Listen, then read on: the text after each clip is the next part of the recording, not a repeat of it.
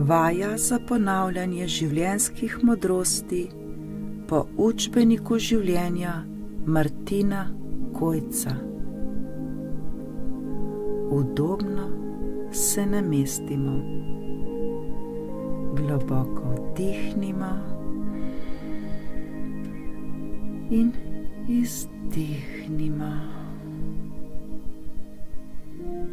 Slišali bomo stavek za stavkom, ki si jih nenehno ponavljajmo, dokler nam ne pridejo v našo navado, v našo podzavest. Vsak stavek, ki ga bomo slišali, ga dobro ozavestimo.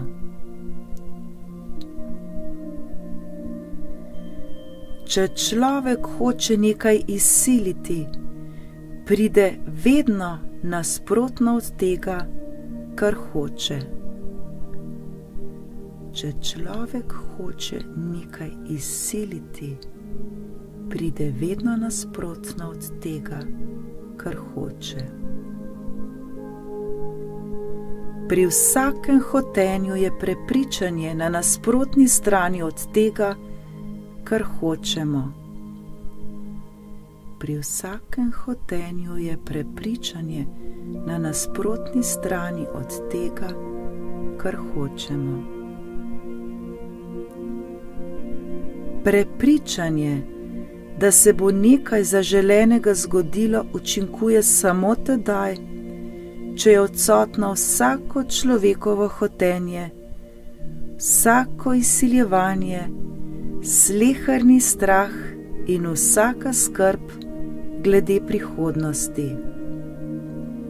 Prepričanje, da se bo nekaj zaželenega zgodilo, učinkuje samo tedaj, če je odsotno vsako človekovo hotenje, vsako izsiljevanje, sleherni strah in vsaka skrb glede prihodnosti.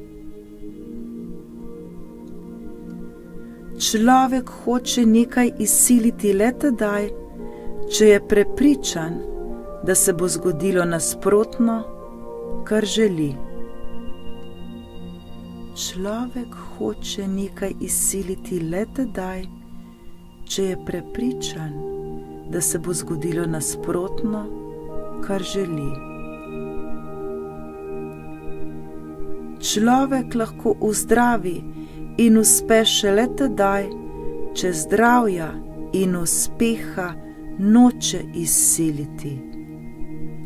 Človek lahko ozdravi in uspe šele tedaj, če zdravja in uspeha noče izsiliti.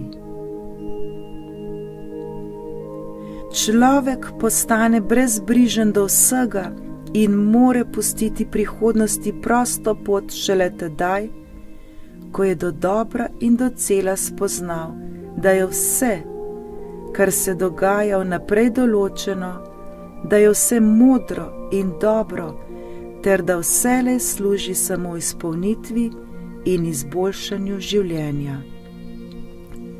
Človek postane brezbrižen do vsega in more pustiti prihodnosti prosto pot šele tedaj, ko je dodobra in docela spoznal, da je vse, kar se dogaja, vnaprej določeno, da je vse modro in dobro, ter da vselej služi samo izpolnitvi in izboljšanju življenja. Če je človek dodobra in docela spoznal zakon vnaprejšnje določenosti in modre predvidenosti vsega dogajanja, je notranje popolnoma miren in uravnovešen.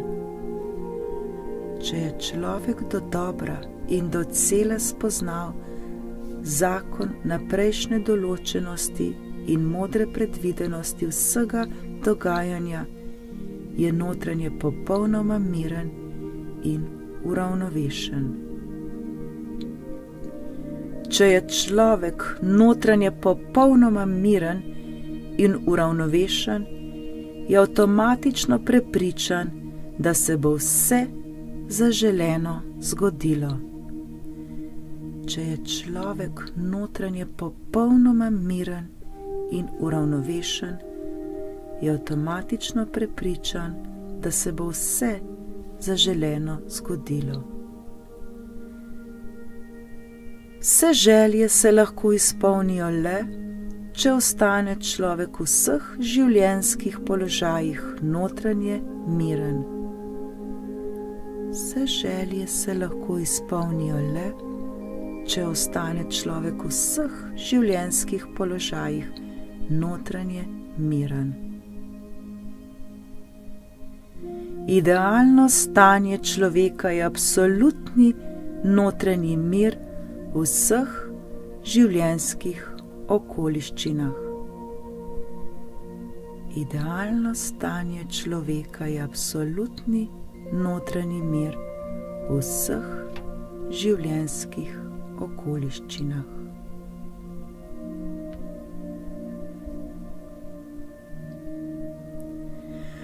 To novo poimenovanje življenja in ta nova življenjska usmerjenost se bosta začela zdaj počasi zrcaliti v našem praktičnem življenju.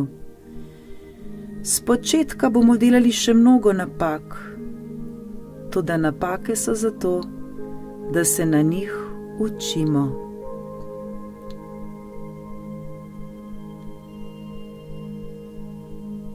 Vsem bomo začeli gledati le dobro in vse, kar je moralo priti na nas, opazovali z razumevanjem in brez predsodkov.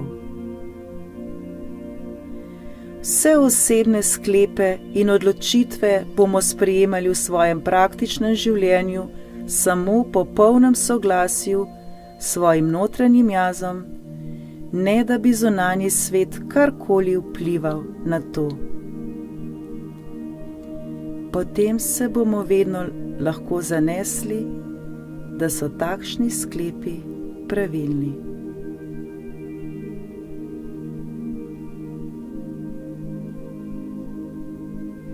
Vsaka želja, pa naj bo kakršnakoli, se izpolni samo tedaj, če popolnoma ničesar ne storimo, da bi jo hoteli izsiliti.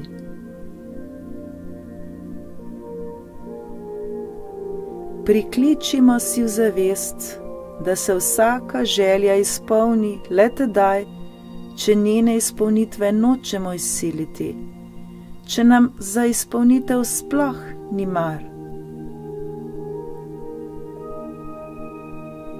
Ker je v življenju vse, kar se zgodi vnaprej določeno, vse je modro in dobro. Nam je res lahko popolnoma vseeno, kaj se je že zgodilo, kaj se trenutno dogaja in kaj se bo še zgodilo, ker prvič sploh ne moremo ničesar spremeniti in ker drugič nekaj slabega se sploh ne more zgoditi.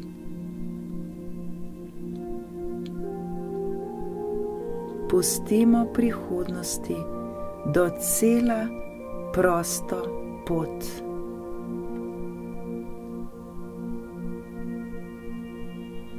Zgodi naj se tvoja volja. Smo popolnoma varni in mirni.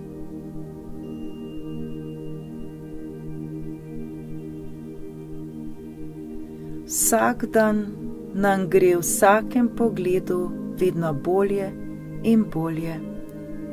V našem svetu je vse dobro in prav je tako. Torej, verujmo in popolnoma zaupajmo.